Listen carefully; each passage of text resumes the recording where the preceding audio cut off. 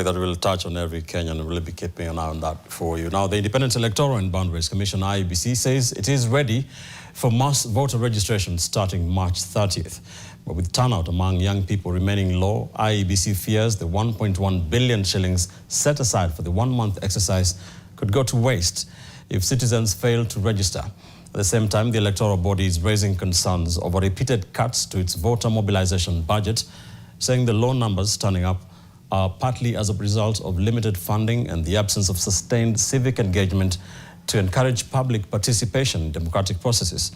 NTV's Laban Shaban with the details. For artists Willie Oeba and Austin Adhu, stepping into a matatu is no longer unusual. It has become their stage, taking voter mobilization directly to the public. Bakikuwa the leaders of tomorrow if they don't register to be the voters of today.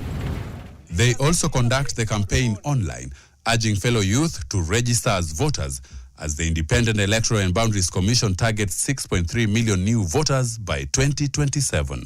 Coming to the ground and doing civic engagement inside the matatu is very monumental, because when people are at home, they get inspired and they see if Willie Oeba is getting inside the matatu, then I can tweet in my home. I can also use my voice to amplify, and we are normalizing using arts and amplifying for social change and social justice. Tuna try to address them, because if we don't address them, then who will? Like, it's our role as artists to talk about these things. Their efforts feeds into a broader push by IEBC.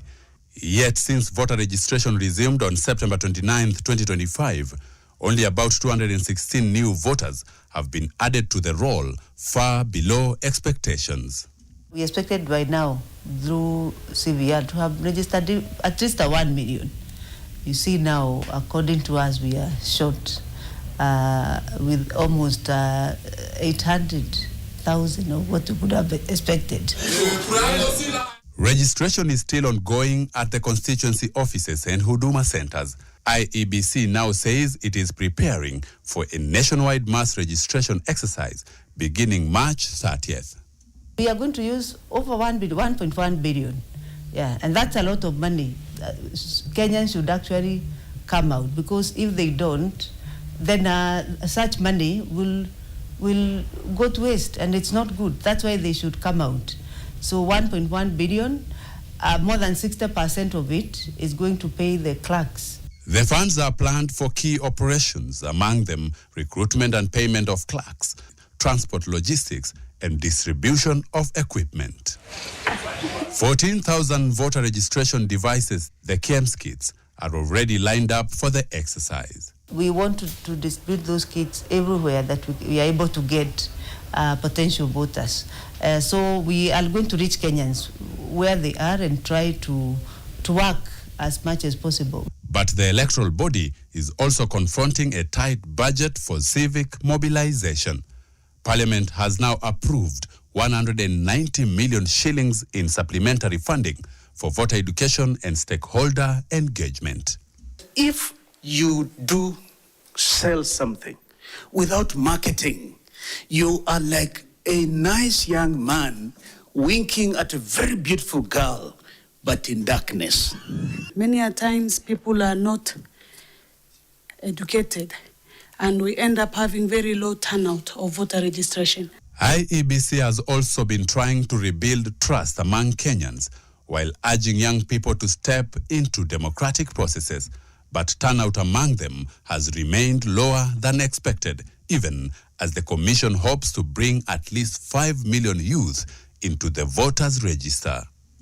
If they register to the last man and woman, young man and woman, they will be 57% of the voters register.